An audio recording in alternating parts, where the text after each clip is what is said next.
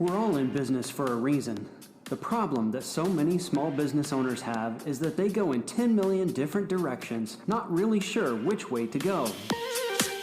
Listen as your team of experts, Jennifer Glass, Daniel McCraine, and Patricia Reszetylo, go through what you need in your business to really make it stand out and benefit you. Because it's the bottom line that matters.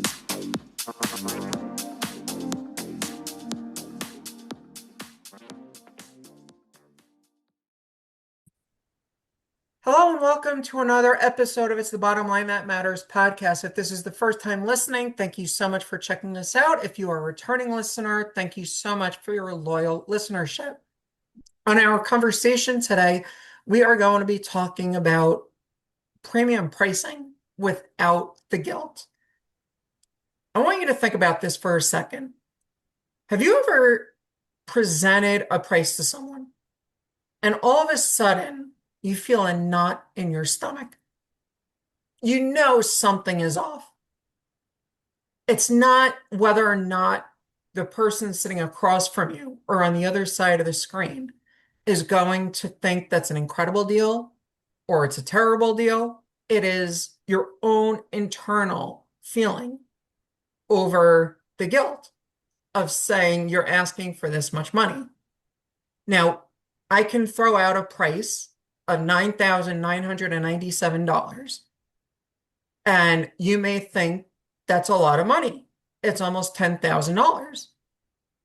But what if I'm asking you $9,997 for a brand new car? Is that a lot of money?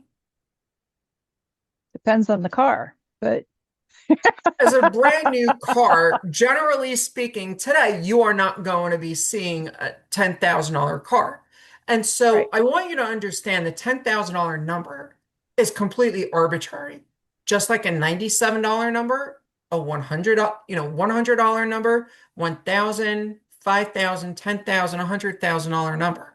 It is completely arbitrary. But we get a knot in our stomach when we ask our prospects to say, this is how much I'm asking you to give me for whatever the product is. And we get that incredible guilt when we think about what it is that we're asking for. So the question then is, how can we avoid that guilt? So Daniel, Patricia, as I welcome the two of you in on our conversation, let me ask the two of you, first of all, have either of you ever felt that pit in your stomach when you made that presentation and the ask for a certain amount? And give us a little bit more background in terms of that. Oh yeah. Oh yeah, definitely. One thing that I do when I am in that moment, I'm sitting in front of a probably qualified prospect. I have educated them on what they need to know in order to make this decision. I've built value for them. I have a mantra that I repeat over and over and over. I am not the customer. I am not the customer. I am not the customer. Or you might switch it around a little, say, and make it a little more pointed. You are not the customer, because you're saying it to yourself, right? We don't know what kind of resources that customer has behind them. They could look like they are poor, dirt poor, and they could be sitting on, an inheritance of $5 million. You don't know. They could just be very thrifty and be sitting on $5 million. If this has value for them and they have the money, they will buy it. If it has value for them and they do not have the money, then they will ask something about financing. So, you are not the customer. Yes, pre-qualify your prospect as much as you can, so you know what you're talking to. If I know that, for example, I'm talking to a doctor and I can see that they are in a nice house And I know that they do these, they take trips and they have toys and they have stuff. It does make it easier to ask for $5,000 for whatever it is I'm selling them, I want provided to it has walk away value. though from that price, right? And I'm saying that on purpose because $5,000, like I illustrated with the car, Yeah, is, if I'm asking $5,000 for a car, or I'm asking $5,000 for an book of AI prompts, as an example, it's completely different in terms of the value. But the truth is, a book of AI prompts for $5,000, if it's going to produce a $500,000 result, $5,000 is a steal. So right, again, I right, want to walk away from the price point, but keep right, in mind the idea of what we're talking about. right. So some of it, I mean, for some of us, the price point itself gets us. We see that this thing has value, and we haven't bought enough into the um, value proposition or into value propositions as a whole to understand that maybe it has more value to this client over here than it does to us. And so they're going to be more willing to pay more for it than we would be because they see it has more value for them. So that's one thing that I do. The other thing that I do is in prep, I will go into my project that I set up with the Money Drunk book. And I will say, I have real stomach churns over this. Please talk to me. And sometimes for me, what I need is a tool. I mean, I need the pieces of the sale. What is it that I am actually selling them? What are their uh, artifacts, if you will, that they will walk away from this experience with? Um, how am I going to actually do the delivery? Because so maybe the delivery is what's bothering you. There might be pieces of it that bother you. I've had pieces of what I was selling me bother me so much I couldn't sell it anymore. But I mean, this is life. So, and if that's the case, you're best to, cut your losses and, well, either fix it or move on. So, Right. Daniel, what about you?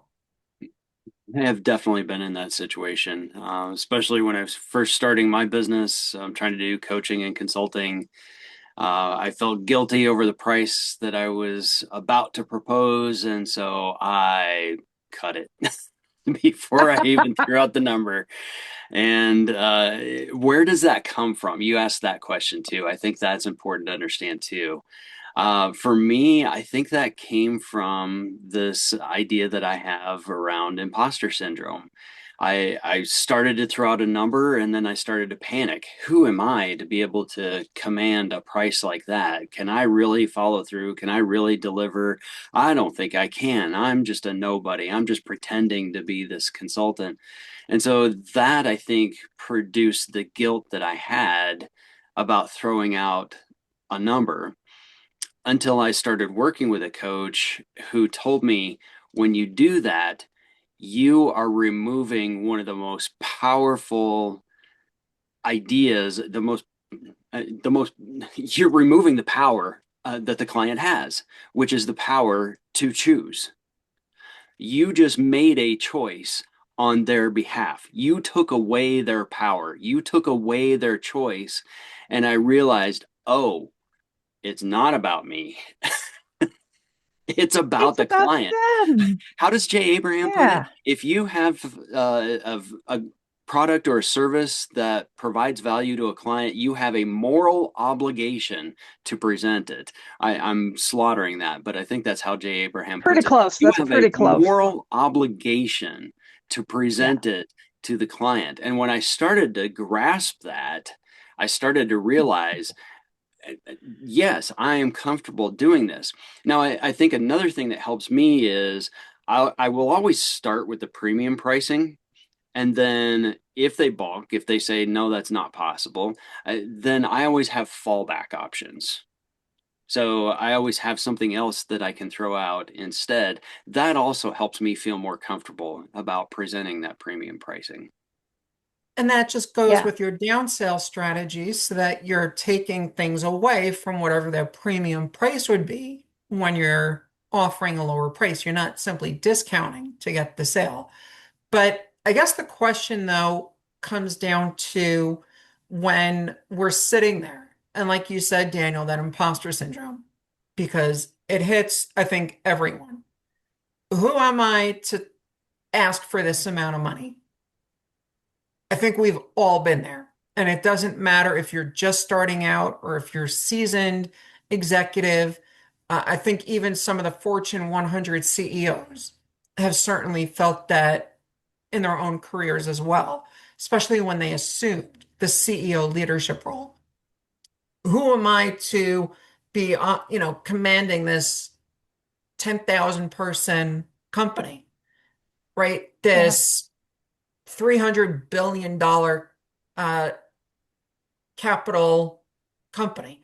All of that is really looking at it from a very different perspective.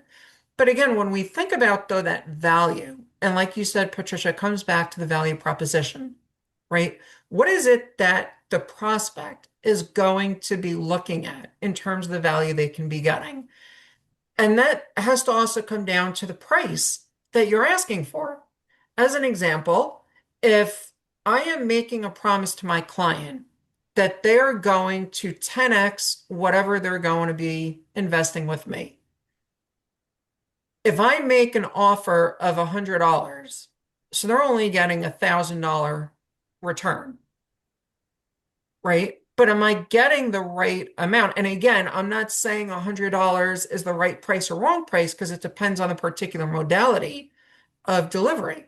If it's an online product that the person has to go through and it's recorded videos and I have nothing to do with that, a $97 product might be well worth it to get $1,000.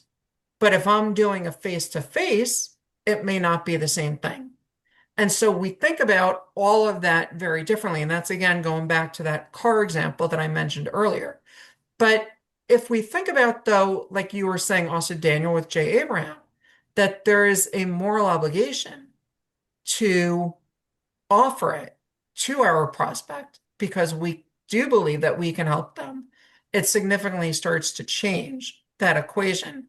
So I guess the question is, when you are making the offers now, do you still have similar hangups about what you're offering? Or if not, how did you figure out exactly where all of that is going? I don't have the hangups now, and the main reason is because in a lot of cases, I've got a fallback downsell option. So I feel comfortable promoting the premium because it just shows more value than if I downsell the prospect. On the other hand, there's a product line I've got that some might consider pretty premium, and I offer financing for that. But I refuse to budge on pricing, and I get people beg me all the time. What about a discount? What if I bring you referrals? I've got a referral program. I'll pay you a kickback, but no discount on the price. Because I believe very strongly in the value of it, and I will hold the line. And I'm willing to let a client walk if they don't agree. See, and part of the reason that a person wants to discount their price isn't that they don't believe in the value of it, but they are scared about their pipeline. They don't have a full pipeline. When you have a full pipeline, you can say, thanks, goodbye, next. And you know that you have another person waiting, get in your room to talk to you, to buy the thing at the price that you know they can buy it at. And if this other person doesn't see the value in it or can't, well, it all comes down to seeing value in it. If you see enough value in something and you don't have the specific wherewithal to do it, you will find a way to do it. If I refer people to you, great. Refer 10 people to me. I'll give you a kickback on what they've done, and then we can apply that to your. Yeah, I mean, that's a really roundabout way to do it because most people don't do a real good job of it if they're not already using it. But yeah, 100% on that. But the other thing, and I just wanted to go back to Daniel's downselling example for a second here. And I want you to think about a lot of the websites that you've probably visited. They have the good, better, and best option in the pricing. And it's laid out that way on purpose because you've got an acceptable program that's going to offer you just about whatever it is you're looking for. And I'm going to use my review management program as an example. On Recommend Station, we offer 4 plans. So we have an acceptable level where if you're budget conscious, you can get in at a lower rate.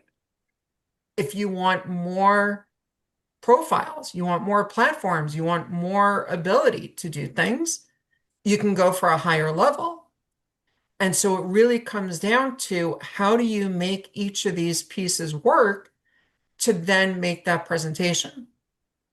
And that is going to be a really big piece of the puzzle because, again, it comes down to the value that they see in whatever it is you're offering. Like Patricia said, don't be the customer. You are not your customer. Your customer is your customer. And just because you have that pit in your stomach does not mean that the price is not the right price that you are asking. So as we wrap up our conversation, Daniel, Patricia, any final thoughts, please? I believe that every service business needs to have a premium priced package, a premium service, and maybe no one takes it. But the fact that you have it there, what is the diamond level package that you could put together? How outrageous could you make it? And you might be surprised. Somebody might come along someday and decide that's what they want. And when that happens, you want to be prepared. yeah. Absolutely. You know, So an example of that. I'm sorry. Go ahead. One of my coaches actually had come up with $100,000 package, and it included a private flight and a VIP meet and greet with one of the basketball great legends and things along those lines. But that's what he put it out at. And he wanted to say so that he can say, I even have a $100,000 offer. But he also has one client that purchases every single program, no matter what. And so he had one person at least that bought that $100,000 program. And so if he would go to a $500,000 program, that client would buy that $500,000 program too. But again, like you were saying, Daniel, it's so important to put that out there, have that premium offering so that you can get that. Patricia. Yeah. So I was going back to Daniel's example of having a premium offer.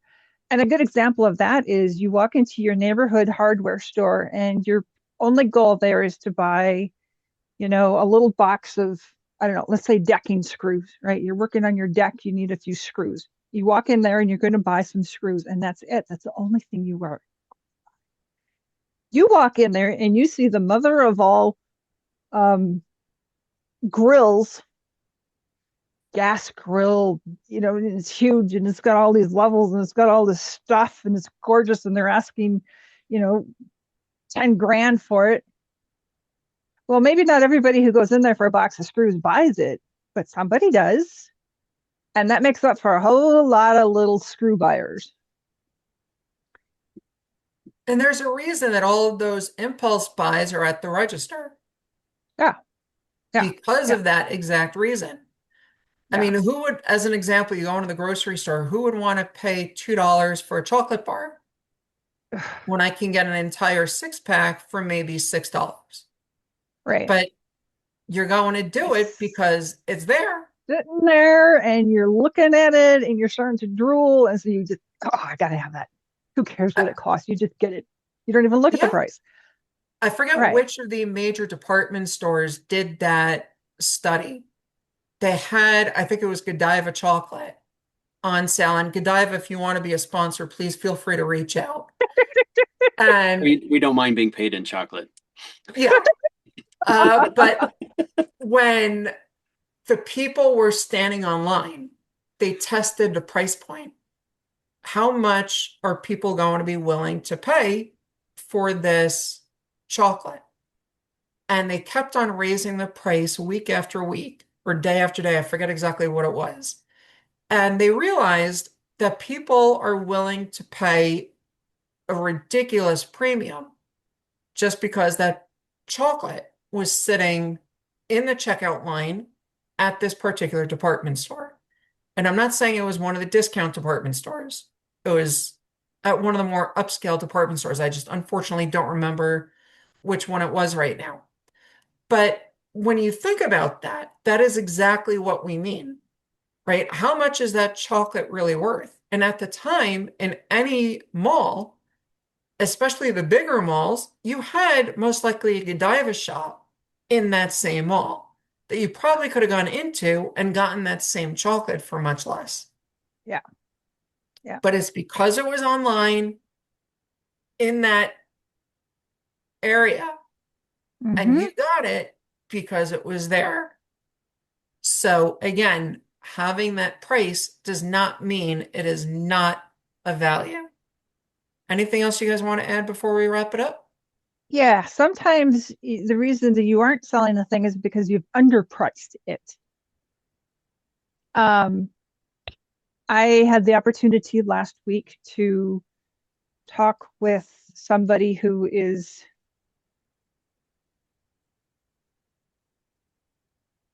he's a private client of Dan Kennedy. We'll just put it that way. He's been in magnetic marketing and GKIC for years and years and years. And I was actually surprised at how low his pricing was. And I'm like, well, yeah, I'd like to do this. But so we explored some of the usual suspect places to find cash, and I didn't have any of those.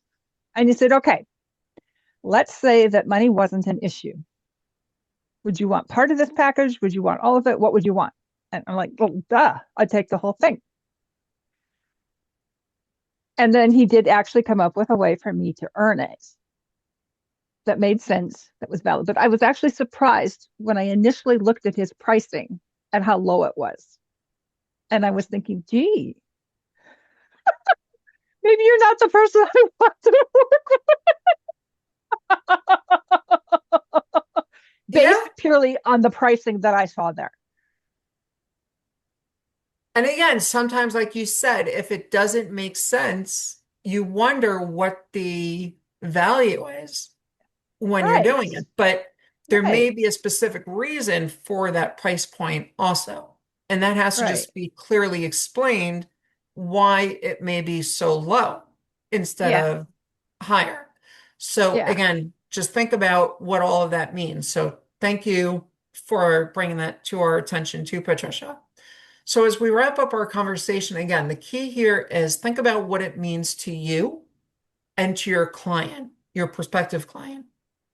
We're going to remind you again, you are not your customer. They are. And so if you get that pit in your stomach, it is about the value proposition that you are feeling, but it is not about the value proposition that it may be actually going out there. Don't shortchange yourself and have that offer. I'm selling it at $2,000. Oh, no, I mean $1,000 because you just negotiated against yourself. Do you really want to be doing that? Probably not. Yeah. The worst thing is to negotiate against yourself. I'd much rather negotiate with my client than against myself. Yeah.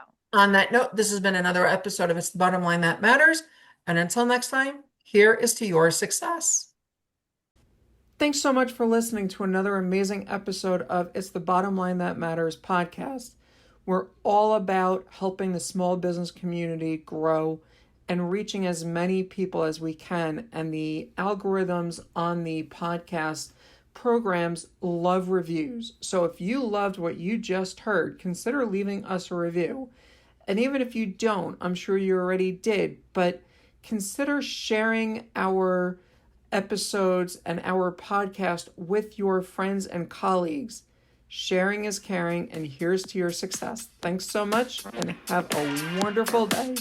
It's the bottom line that matters.